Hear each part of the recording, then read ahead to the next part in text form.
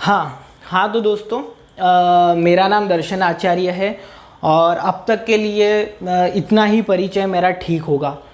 एग्रीविजन में आप सभी का स्वागत है। और एग्रीविजन एक ऐसा प्लेटफॉर्म है जहाँ पर आपको एग्रीकल्चर से रिलेटेड एग्रीकल्चर जो पोर्शन जो एग्ज़ाम में पूछा जा रहा है तो उसके लिए आपको काफ़ी बेनिफिशियल होगा।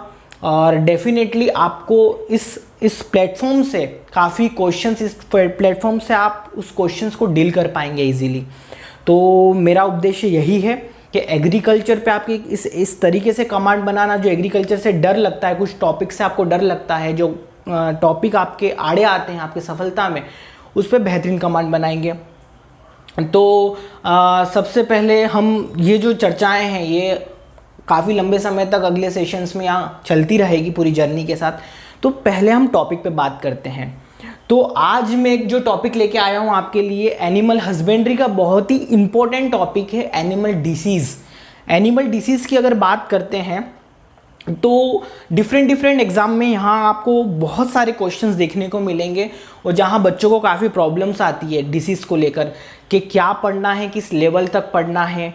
तो इसके लिए अब आपका दोस्त, आपका मेंटर अगर आप कह लीजिए, तो मैं हूँ यहाँ पे। अब आपको निश्चिंत रहना है और बेहतरीन इस टॉपिक पे कमांड बनाएंगे और डिफरेंट टॉपिक्स पे बहुत अच्छी कमांड बनाएंगे हम लोग। हाँ, तो मैं बात कर रहा था एनिमल डिसीज़ के बारे में। तो देखिए, सबसे पहले हमारे मस्तिष्क में ये प्रश्न उठता है कि एनिमल डिसीज़ के बारे में हम पढ़ क्यों रहे हैं, क्या ज़रूरी है ये पढ़ना और क्यों ज़रूरी है। ठीक है, तो एक एग्जाम्पल से अगर मैं बात करता हूँ कि अगर हम कोई एनिमल या कोई एक पशु जो हम पाल रहे हैं, जो रियर कर रहे हैं, उसके पीछे ह्यूमंस का कोई ना कोई उद्देश्य, कोई ना कोई कारण होता है। जैसे अगर एग्जाम्पल के लिए मैं बात करता हूँ कि मैंने काऊ पाल रखी है या मैंने भैंस पाल रखी है या यहाँ मैंने शीप है या गोट है, तो उसके पीछे रीजंस होते हैं। हमें कहीं ना कहीं आर्थिक रूप से वो जो एनिमल है वो हमारी जेबें भारी करवा रहा है, हमारी जेब भारी हो रही है, उससे कहीं ना कहीं हमें पैसा जनरेट करके दे रही है।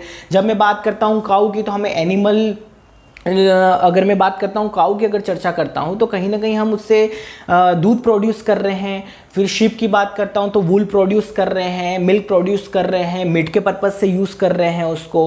और गोट में कहीं ना कहीं मिल्क के पर्पज़ से यूज़ कर रहे हैं उसको और मीट के पर्पज़ से यूज़ कर रहे हैं। तो कोई ना कोई रीज़न होता है, तभी हम उनको रियर कर रहे हैं। ठीक है ना, बिना उद्देश्य के तो आज की मानव जाति तो है नहीं कि बिना उद्देश्य के किसी को रियर करेगी। तो ये मानसिकता एक कहीं ना कहीं कोई कारण होता है। ठीक है, तो अब वो जो पैसा हमको जनरेट करके दे रही है, अगर उसे कोई प्रॉब्लम हो रही है तो कहीं ना कहीं हमें उसकी प्रॉब्लम हमारी भी प्रॉब्लम हुई, क्योंकि वो हमको पैसा जनरेट करती है। क्योंकि कहीं ना कहीं इन डिसीज़ के द्वारा उनके प्रोडक्शन में, या जब कुछ भी अगर प्रोडक्शन हो रहा है, मिल्क प्रोडक्शन में, वूल प्रोडक्शन में, जो भी हमारा पर्पस है, तो कहीं ना कहीं उसमें ये आड़े आ रहा है, कोई ना कोई प्रॉब्लम्स क्रिएट कर रहा है। तो इसीलिए इस चीज़ की चर्चा करेंगे हम, इसके कंट्रोल्स की चर्चा करेंगे। तो आगे के सेशंस में आपको ये डिटेल में पढ़ाऊंगा, लेकिन सबसे जो इम्पोर्टेंट है, सबसे पहली बात है कि हमें ये क्लासिफिकेशन क्लियर होना चाहिए कि कोई डिसीज़ है वो किससे हो रही है, उसके पीछे, पर्दे के पीछे कारण क्या है। क्या वो बैक्टीरिया है, क्या वो वायरल है, क्या वो पैरासाइट है, क्या वो प्रोटोजोआ है। तो डिफरेंट रीजंस होते हैं उसके। तो इस पे हमारी बेहतरीन कमांड बनाते हैं हम। सबसे पहले मैं बात करता हूँ कॉमन डिसीज़ इन डेयरी एनिमल में। तो डेयरी एनिमल में जो डिसीज़ होती है उसके पीछे कॉजल ऑर्गेनिज्म क्या होता है, क्या वो बैक्टीरिया है, डिफरेंट चर्चा करते हैं। तो सबसे पहले मैं बात करता हूँ बैक्टीरिया की। तो बैक्टीरियल डिसीज़ में अगर बात करेंगे तो एक डिसीज़ आती है एंथ्रेक्स। तो एंथ्रेक्स जो होती है ये बैक्टीरिया की वजह से होती है, बैसिलस एंथ्रेक्सिस के पीछे कारण होता है। और ये बहुत ही मोस्ट डिस्ट्रक्टिव डिसीज़ होती है एनिमल की। इसमें आप ये समझ लिए कि 100% पशु की मृत्यु भी हो जाती है, 100% कैजुअलिटी देखने को मिलती है। ये एक ऐसी डिसीज़ है जहाँ पर आपको एनिमल का पोस्टमार्टम, उनको ये डिसीज़ होने, उनके मृत्यु होने के बाद, उनकी डेथ के बाद उसका पोस्टमार्टम तक नहीं करते हैं। इतनी ज़्यादा घातक डिसीज़ होती है ये बैक्टीरियल डिसीज़। एंथ्रेक्स की बात करते हैं, इसको स्प्लिनिक फीवर के नाम से भी जाना जाता है, क्योंकि जो आमाशय होता है, आमाशय के पास में स्प्लीन होता है, उसका साइज़ 4 से 5 गुना बढ़ जाता है, इसलिए इसको स्प्लिनिक फीवर के नाम से जाना जाता है। ब्लैक क्वार्टर की बात करते हैं, लंगड़ी रोग के नाम से जाना जाता है। तो एक ये ब्लैक क्वार्टर हो गया, इसमें क्लोस्ट्रोडियम नाम का बैक्टीरिया इन्वॉल्व होता है। ठीक है। और देखो मैं डिसीज़ के बारे में ऊपरी ऊपरी आपको थोड़ी जानकारी दे रहा हूँ, लेकिन हम इन डिटेल में भी इसको पढ़ेंगे जो एग्ज़ाम की दृष्टि से हम देखो क्या है, क्या नहीं पढ़ना है और क्या पढ़ना है, और जो पढ़ना है वो कहाँ तक पढ़ना है, इस तरीके से मैं आपको पढ़ाऊँगा। कोई दिक्कत वाली बात नहीं है। एनिमल डिसीज़ में या कोई भी टॉपिक अगर मेरे द्वारा पढ़ाया गया है तो आपको वहाँ कोई हिला नहीं सकेगा, ठीक है। एग्ज़ाम में हम बिल्कुल उसमें हमारा प्रश्न वो इजीली हम डील कर पाएंगे, वहाँ तक आंसर तक पहुँच पाएंगे। ब्रूसोलोसिस एंथ्रेक्स की बात की मैंने, ब्लैक वाटर की बात की, ब्रूसोलोसिस की चर्चा करते हैं, वो आपका बैक्टीरिया के द्वारा हो रही है। मैस्टाइटिस है, जो मैस्टाइटिस की बात करते हैं, थनैला रोग जिसको बोला जाता है, ये स्पेशली जो डेयरी एनिमल हैं उनके लिए काफ़ी घातक बीमारी है ये। अब क्या होता है यहाँ पर जो बैक्टीरिया होता है, यहाँ पर जहाँ तक मुझे ध्यान है स्ट्रेप्टोकोकस बैक्टीरिया इन्वॉल्व होता है इसमें। वो जो अयन होते हैं, जो थन होते हैं, उनमें जो सेल्स होती है इपिथेलियम सेल्स, वहाँ अटैक करता है। तो आपको ये ध्यान होगा कि आपने कभी देखा होगा कि जो मिल्कमैन होता है जब वो दूध निकालता है तब दूध के अंदर आपको इसके सेल्स जो इपिथेलियम सेल्स होते हैं वो डैमेज होते हैं, तो वो आते हैं, तो ब्लड के क्लोट्स आपको मिल्क में देखने को मिलेंगे। तो मैस्टाइटिस के जो रोग है ये इस वजह से आपको ये सिम्टम्स आपको देखने को मिलेंगे। ये मेजर बहुत ही घातक बीमारी है ये भी। हेमरफेजिक सेप्टिसीमिया की बात करते हैं, एचएस की बात करते हैं, तो बारिश में भीगती हुई जवान भैंसों की ये डिसीज़ है और बीमारी। तो यहाँ पर क्या होता है कि देखो बारिश में भीगती हुई जवान भैंस, तो यंग बफेलो में मॉनसून के सीज़न में ये आपको देखने को मिलती है, उनमें ये ज़्यादा देखने को मिलेगी। तो हेमरफेजिक सेप्टिसीमिया की बात करेंगे तो इसको पास्चुरेलोसिस के नाम से भी जानते हैं। पास्चुरेला जो होता है ये बैक्टीरिया इसमें इन्वॉल्व होता है। इसके बाद काफ स्कोर्स की बात करते हैं। इसके बाद न्यूमोनिया है, टीबी है, हैजा, ट्यूबरक्लोरोसिस। और जहाँ तक मेरे संज्ञान में है तो ये जो डिसीज़ होती है ना, ये बकरियों में मतलब गोट्स वगैरह में देखी नहीं जाती है। डिप्थेरिया हो गया, जॉन्स डिसीज़ जो होती है ये भी बैक्टीरियल डिसीज़ है। जॉन्स डिसीज़ ये इसका जो इंक्यूबेशन पीरियड होता है ना जॉन्स डिसीज़ का, ये काफ़ी बड़ा होता है, 8 से 10 महीने तक शायद तक इसका इंक्यूबेशन पीरियड होता है। और जॉन्स डिसीज़ है। तो ये सब बैक्टीरिया डिसीज़ है जो आपको याद रखनी। काफ़ी डिसीजेज बैक्टीरिया की वजह से और भी बहुत होती है, लेकिन एग्ज़ाम की दृष्टि से हमारे लिए क्या महत्वपूर्ण है हमें उतना ध्यान रखना है। अब बात करता हूँ वायरल डिसीज़ की। तो वायरल के बारे में बात करते हैं तो जैसे एफएमडी हम सब जानते हैं, फुट एंड माउथ डिसीज़, इसके लिए हम मैनेजिंग कंट्रोल बहुत है, जो फुट बाथ जो मैनेजिंग कंट्रोल है हम इसमें यूज़ करते हैं। फुट एंड माउथ डिसीज़ के लेमनेस इसका एक मेजर सिम्टम्स देखने को मिलता है, लंगड़ा कर चलना, ठीक है। लंगड़ी रोग तो इसको बोला जाता है, लेकिन जो लंगड़ा कर चलना, जो लेमनेस इन एनिमल, तो ये एक मेजर सिम्टम्स आपको देखने को मिलेगा फुट एंड माउथ डिसीज़ में। ये जो 2 खुर वाले जो पशु होते हैं ना उनके बीच में एक फोड़ा सा बन जाता है और ये प्रॉब्लम्स आपको देखने को मिलती है। म्यूकस मेम्ब्रेन के अंदर आपको अल्सर बन जाते हैं, वो इस छाले जो होते हैं वो सेम आपके 2 खुर वाले एनिमल्स के बीच में भी बन जाते हैं, तो वो लंगड़ा कर चलते हैं। ये सब चीज़ें देखते हैं हम। रिंडरपेस्ट की बात करते हैं तो इसको रिंडरपेस्ट पोका पोकनी के नाम से जाना जाता है। बहुत ही घातक बीमारी है और इसके सिम्टम्स भी बहुत ही ज़्यादा घातक होते हैं। ये फ़िलहाल तो हमारे इंडिया से इराडिकेट हो चुकी है, लेकिन अगर मैं बात करूँ पोका पोकनी की, कैटल प्लेग के नाम से भी जाना जाता है इसे, और इसमें कैप्रीपॉक्स वायरस इन्वॉल्व होता है। देखो वायरल डिसीज़ रिंडरपेस्ट और एक पोल्ट्री के अंदर होती है रानीखेत, दोनों के अंदर कैप्रीपॉक्स वायरस इन्वॉल्व होता है। जैसे एफएमडी है, एफएमडी में पिकोरना वायरस इन्वॉल्व होता है, ठीक है। फिर इसके बाद लंपी स्किन डिसीज़ की बात करते, LSD के नाम से जाना जाता है इसे। तो आप सभी इसको तो बहुत अच्छे से जानते होंगे। 2022 के अंदर मतलब रिसेंटली जो प्रीवियस ईयर है वहाँ ये हमारे भारत में काफ़ी घातक बीमारी के रूप में इसने जन्म लिया था। और राजस्थान में अभी आपने रिसेंटली शायद आर्टिकल पढ़ा होगा कि नहीं, राजस्थान सरकार ने Kamdhenu livestock insurance scheme के तहत, भारत की एकमात्र लाइव स्टॉक इंश्योरेंस स्कीम है, ध्यान रखना है इसको। और उसके तहत जो राजस्थान सरकार अशोक सिंह गहलोत ने ये अनाउंस किया कि पर 2 एनिमल्स पे 40,000 का जो कंपेंसेशन है वो किसान को दिया जाएगा, जिससे जो पशुधन हानि जो किसानों को हुई है इसके कारण, तो उसके लिए ये अमाउंट उनको दिया जाएगा। तो लंपी स्किन डिसीज़ याद रखना। कैप्रीपॉक्स वायरस जो होता है इसके पीछे देखो, अगर यहाँ बोला एफएमडी में तो आपको याद रखना है कि पिकोरना वायरस, लेकिन रिंडरपेस्ट में पैरामिक्सो वायरस, सॉरी अगर मैंने शायद कभी कैप्रीपॉक्स बोल दिया होगा वहाँ पे, तो पेरामिक्सो याद रखना। और यहाँ होता है कैप्रीपॉक्स वायरस, ठीक है, लंपी स्किन डिसीज के लिए 7 से 14 इंक्यूबेशन पीरियड होता है, नोड्स बन जाते हैं, ये सब मैं आपको डिटेल में आगे पढ़ाऊंगा। इसके बाद को काउपॉक्स जितनी भी पॉक्स होती है वो सब के सब आपकी वायरल होती है। जैसे मैं बोलूँगा ह्यूमंस में चिकन पॉक्स वगैरह होती है, शीप पॉक्स देखने को मिलेगी आपको भेड़ों में, और वहाँ फाउल पॉक्स पोल्ट्री वगैरह में आपको देखने को मिलेगी। तो जितनी भी जो पॉक्स होती है वो वायरल डिसीज़ होती है, ठीक है। ये आपको वायरल हुआ हमारा। अब बात करते हैं प्रोटोजोआ की। तो प्रोटोजोआ के केस में हम लोग पढ़ते हैं कोसिडियोसिस, ठीक है। 2018 में शायद तक A4 में क्वेश्चन पूछा गया था कि प्रश्न कुछ ये था कि the peak disease which is not involve bacteria, ठीक है। तो यहाँ पर याद रखना कोसिडियोसिस उसका आंसर था, क्योंकि ये प्रोटोजोआ से हो रही है, ठीक है ना। बाकी वहाँ पे ब्लैक क्वार्टर, एंथ्रेक्स, बाकी डिफरेंट बैक्टीरियल डिसीज़ वहाँ पे थी, और ये जो प्रोटोजोआ डिसीज़ है ये कोसिडियोसिस उसका आंसर था। तो प्रोटोजोआ से देखो एग्जाम में प्रश्न आपको मिलेंगे यहाँ से, ठीक है ना। तो आपको इस पे क्लासिफिकेशन, इस चार्ट पे इतनी बेहतरीन कमांड बनानी है ताकि हमें क्या एग्जाम में अगर ऐसे कोई प्रश्न आए तो हम उसको इजीली डील कर पाएंगे। बेबेसियोसिस हो गया, एनाप्लाज्मियोसिस हो गया, थैलेरियोसिस हो गया, ट्राइपेसोमियासिस हो गया, ट्राइकोमोनोडास है, सुर्रा डिसीज। ये सुर्रा डिसीज देखो सभी में देखने को मिलती है, लेकिन कैमल की मोस्ट डिस्ट्रक्टिव डिसीज देखने को मिलेगी ये कैमल्स के केस में। सेम लंपी स्किन में जैसे नोड्स बनते हैं ना, ऐसे केसेस में नोड्स बनते हैं, और कैमल में ये घातक बीमारी देखने को मिलेगी। तो ये प्रोटोजोआ की वजह से होती है। वहीं मैं पैरासाइट की बात करता हूं तो राउंडवॉर्म, सूत्रकृमि, नेमाटोड्स, सूत्रकृमि, राउंडवॉर्म्स इंटरनल पैरासाइटिक डिसीज है। पैरासाइट में दो होते हैं, एक होते हैं एक्सटर्नल पैरासाइट, एक होते हैं इंटरनल पैरासाइट। इंटरनल पैरासाइट की बात करेंगे तो इसके लिए काफ़ी एंटीबायोटिक्स यूज़ किए जाते हैं, ठीक है। तो राउंडवॉर्म्स हो गया, टैपवॉर्म्स हुआ, लिवर फ्लक्स हुआ, ये सब के सब इंटरनल पैरासाइट होते हैं, ये पैरासाइटिक डिसीज होती है।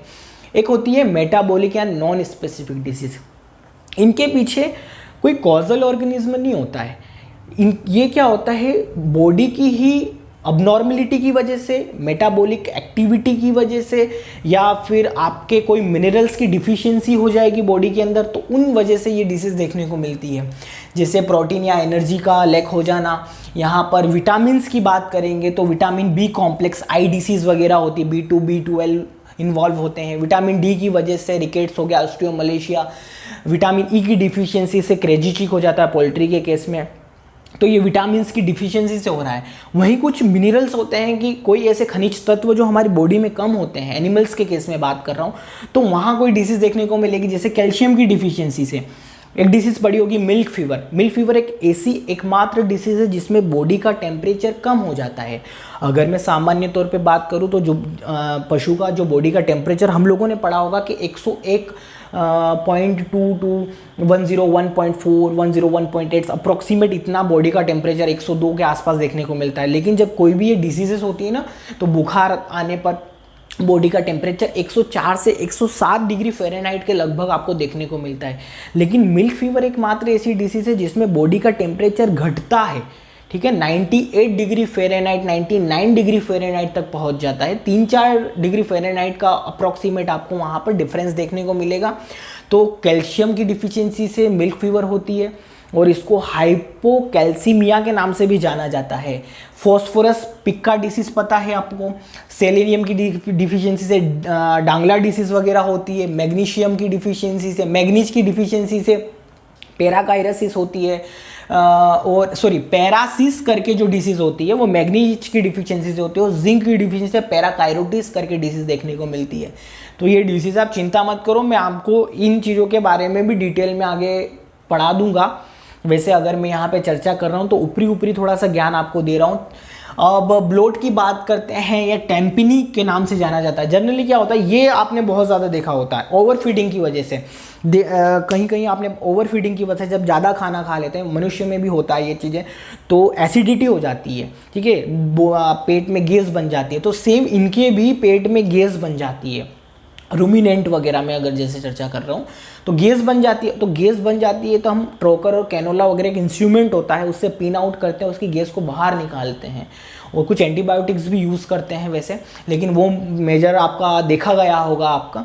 तो ये जो टैम्पेनी है या ब्लोट है, तो ओवर फीडिंग ऑफ बर्सिम है वगैरह, ये इससे रीजंस देखने को मिलते हैं। तो ये आपको ब्लड की बात करते हैं, केटोसिस की बात करते हैं, और मिल्क फीवर, हाइपोकैल्सीमिया, ये इसकी चर्चा मैंने पहले भी आपको की थी। तो ये एक डिसीज़ है, ये तो नॉन स्पेसिफिक डिसऑर्डर्स या मेटाबॉलिक एक्टिविटी के कारण ये आपको देखने को मिलता है, कोई ऑर्गेनिज्म इन्वॉल्व नहीं होता है इसमें।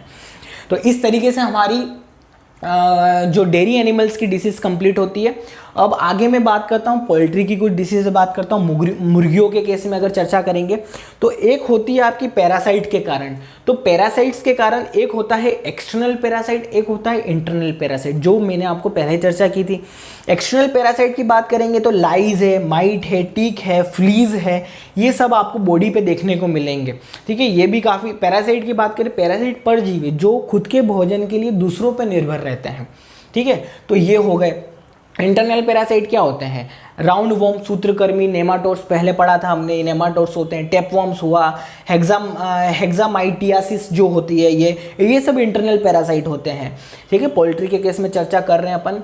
प्रोटोजोआ, ये देखो कोसिडियोसिस इधर भी आ गया चिकन के केस में। ठीक है, फिर एक आएगा ल्यूकोसिस्टोजूनोसिस, जूनोसिस, ये जो डिसीज होती है। जूनोसिस पता है आपको क्या होता है? जूनोसिस की अगर बात करेंगे ना, जो एनिमल से ह्यूमन में ट्रांसफर होती है, जूनोसिस। तो ये हो गया आपका पोल्ट्री डिसीज के केस में। बैक्टीरियल डिसीज की चर्चा कर रहे हैं अपन, पुलवॉर्म हो गया, टाइफाइड हुआ, ये भी प्रश्न एग्जाम में पूछे गए हैं। टाइफाइड, पैराटाइफाइड पोल्ट्री में कौन सी है? तो बैक्टीरियल डिसीज होती है। कुछ भी यहाँ पे अनुपयोगी नहीं है, सब आपको ध्यान में रखना है। फाउल कोलेरा की बात करते हैं। White diarrhoea most destructive disease. अगर मैं बात करता हूँ एनिमल्स के केस में, तो सबसे घातक जो बीमारी आपको पढ़ने को मिलेगी रिंडर पेस्ट। ये बहुत ही घातक डिस्ट्रक्टिव डिसीज ऑफ एनिमल होती है, लेकिन अब ये इराडिकेट हो गई, आपको केसेस इसके देखने को नहीं मिलते। Most destructive bacterial disease of animal, anthrax, सबसे घातक बीमारी। अगर मैंने बोला most destructive disease of poultry, तो याद रखना रानीखेत। ठीक है, न्यूकैसल डिसीज बोलते हैं जिसको, पैरामिक्सोवायरस इन्वॉल्व होता है। और यहीं अगर मैं बोलूँगा वाइट डायरिया, तो ये चिकन की, चूजों की मोस्ट डिस्ट्रक्टिव डिसीज है, सफ़ेद दस्त, वाइट डायरिया। तो ये याद रखना है आपको। इसके बाद बात करते हैं वायरल डिसीज़ के केस में। तो वायरल डिसीज़ में आपको देखने को मिलेगी Ranikhet disease, Newcastle disease, paramyxovirus involve होता है। लॉसोटा वैक्सीन की चर्चा करते हैं इसमें हम लोग।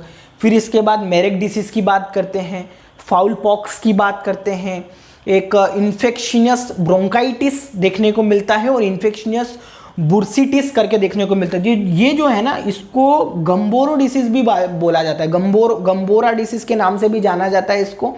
इन्फेक्शियस बुर्सिटिस की बात करते हैं, तो ये याद रखना आप। फिर एवियन एसिफिलोमाइसिटिस के नाम से जाना जाता है, एक डिसीज़ वायरल डिसीज़ में आएगी ये भी। एक होता है हेपेटाइटिस हो गया, फिर क्रॉनिक रेस्पिरेटरी है, ल्यूकोसिस है, और बर्ड फ्लू होगा। ये भी आपको रिसेंटली 1-2 साल पहले आपको काफ़ी देखने को मिली थी। जो मीट मांस कंज्यूम करते हैं, पोल्ट्री मीट कंज्यूम करते हैं, तो ये जब डिसीज़ फैली थी तो काफ़ी बोला गया था, जब उन्होंने खाना ही बंद कर दिया था। तो ये सब डिसीज़ होती है, बर्ड फ्लू वगैरह, ये वायरल डिसीज़ होती है। अब बात करता हूँ फंगस के केस में। तो फंगल में तो देखो 2 याद रखना है आपको, एक तो हो गया अस्परजिलोसिस और एक हो गया मोनीलियासिस। अस्परजिलोसिस फंगस से आपको पता होगा, ये जीनस अस्परजिलोसिस अवामोरी, बायोफर्टिलाइजर्स जो होता है फॉस्फोरस को घोलने वाले, फॉस्फोरस को सोल्यूबलाइज करने वाले जो फंगस होते हैं, एक तो बैक्टीरिया होते हैं और एक फंगस होते हैं। तो बैक्टीरिया में बैसिलस और स्यूडोमोनास वगैरह के बारे में चर्चा करते हैं, वहीं फंगस में होते हैं अस्परजिलोसिस और पेनिसिलियम। ये जो होते हैं, ये फंगस फॉस्फोरस को घोलने का काम करते हैं। ये माइक्रो ऑर्गेनिज्म, बायोफर्टिलाइजर्स में हम इनको पढ़ते हैं। तो ये फंगस जो इन्वॉल्व होता है, फंगस जैसे अस्परजिलोसिस, और एक हो गया आपका मोनीलियासिस करके। तो ये याद रखना। यहीं अगर मैं बात करता हूँ तो शीप और गोट के केस में, तो शीप और गोट के केस में आपको याद रखना है ब्लू टंग डिसीज। ठीक है। ये most destructive disease blue tongue disease होती है शीप और गोट के केस में। देखो ये होती तो इन एनिमल्स में भी है, गाय में भी ना, भैंस में, सब में देखने को मिलेगी, लेकिन अगर बोलूँगा घातक बीमारी है तो ये आपका शीप और गोट में देखने को मिलती है। ब्लू टंग डिसीज हो गया। शीप पॉक्स की बात करें, वायरल डिसीज है, जितने पॉक्स से हमको पता है। एक एंटेरियोटॉक्सीमिया करके जो डिसीज होती है, ये आपको बैक्टीरियल डिसीज देखने को मिलेगी। तो इस तरीके से यहाँ हमारी डेयरी एनिमल्स में, बोवाइन में, पोल्ट्री के केस में, और ये शीप और गोट वगैरह में हमारी कंप्लीट होती है। एक स्वाइन की भी कुछ डिसीज़ होती है पिग के केस में। थोड़ी यहाँ स्पेस का इशू था तो मैंने लिखी नहीं है, लेकिन आपको याद रखना है कि शीप के केस में भी वायरल डिसीज़ में स्वाइन इन्फ्लुएंजा है, स्वाइन फीवर हुआ, और एक एफएमडी, ये 3 डिसीज़ याद रखनी है आपको, स्वाइन इन्फ्लुएंजा, स्वाइन फीवर और एफएमडी। वहीं अगर मैं बैक्टीरिया डिसीज़ की बात करूँगा, जो बैक्टीरिया की वजह से स्वाइन में देखने को मिलती है, पिग में देखने को मिलती है, वो है आपका स्वाइन एरिसिफेलस करके डिसीज़ है। वहीं आप मिनरल की डिफिशियंसी से स्वाइन में क्या देखने को मिलता है, पिग में, तो पिगलेट एनीमिया देखने को मिलता है, आयरन के ट्रांसलोकेशन की वजह से, आयरन की डिफिशियंसी की वजह से। तो वो आप थोड़ा सा याद रखना, आप नोट करना उसको भी। और ये जो चार्ट है पूरा, इसको आप स्क्रीनशॉट लेके अपने नोटबुक में नोट करना, और आप इसको, आपको अगर कोई भी टाइम अगर कोई पूछे वायरल डिसीज़ भैया कौन सी है तो बताओ, तो आपको पूरे तरीके से अच्छे से आप उसको एलैबोरेट कर सकते हो, बता सकते हो। तो आपको इस पे अच्छी कमांड बनानी है, और डेफिनेटली मैं दावे के साथ कह सकता हूँ आपको ये प्रश्न आपकी कोई भी आगे आने वाली एग्ज़ाम्स होती है वहाँ देखने को मिलेगा। तो इन चीज़ों पे देखना है। हाँ, और इन डिटेल में भी मैं आपको कुछ डिसीज़ के बारे में, सब पे नहीं पढ़ेंगे, लेकिन जो इंपॉर्टेंट डिसीज़ होती है, एंथ्रेक्स है, ब्लैक वाटर है, फिर हो गया आपका हेमोरेजिक सेप्टिसिमिया, मैस्टाइटिस वगैरह हो गया, FMD, rinderpest, lumpy skin disease, Ranikhet हो गया इधर आपका, ये सब डिसीज़ होती हैं। इनके बारे में आपको मैं डिटेल में पढ़ाऊंगा, क्या मैनेज कंट्रोल कर रहे हैं, क्या वैक्सीन्स कर रहे हैं, क्या सिम्टम्स देखने को मिलते हैं, की पॉइंट बिल्कुल इतने शानदार तरीके से हम पढ़ेंगे कि एग्ज़ाम में प्रश्न आए और आपको नहीं आए, ये हो नहीं सकता, ठीक है ना। तो इस तरीके से हम पढ़ेंगे। तो अब मैं इस क्लास को रैप अप करता हूँ और अब आपसे इजाज़त चाहूँगा। मुझे आशा है कि आपको ये पसंद आया होगा, और अपने दोस्तों से, अपने जो सखा सहपाठी जो हैं आपके कोवर्कर्स, उनके साथ आप उसको शेयर कीजिए इस वीडियो को, और इस चैनल को भी सब्सक्राइब कीजिए, ताकि आने वाला जो मेरा वीडियो है उसकी जानकारी आपको मिल जाएगी। तो बिल्कुल एक अच्छी कमांड बनानी है। कोई भी इशू है कमेंट बॉक्स में उसका आंसर, कमेंट बॉक्स में आप प्रश्न कीजिए, उसका डेफिनेटली मैं आंसर करूंगा। और कोई भी एग्रीकल्चर से संबंधित कोई भी टॉपिक, कोई भी सब्जेक्ट का, जितने सब्जेक्ट्स आपको आते हैं एग्रीकल्चर में, जो सब्जेक्ट हमारे एग्जाम्स में आते हैं, कोई भी सब्जेक्ट्स का कोई भी टॉपिक प्रॉब्लम हो, कमेंट बॉक्स में देखिए। अगर मुझे लगेगा कि हाँ ये उचित ऐसा टॉपिक है जिसके लिए मुझे सेशन लेके आना चाहिए, तो मैं डेफिनेटली लेके आऊँगा, ठीक है। और कोई भी आपका प्रश्न हो तो आप पूछिए बेझिझक, मैं उसका आंसर करूँगा। तो इसी के साथ मैं इजाज़त चाहूँगा और धन्यवाद।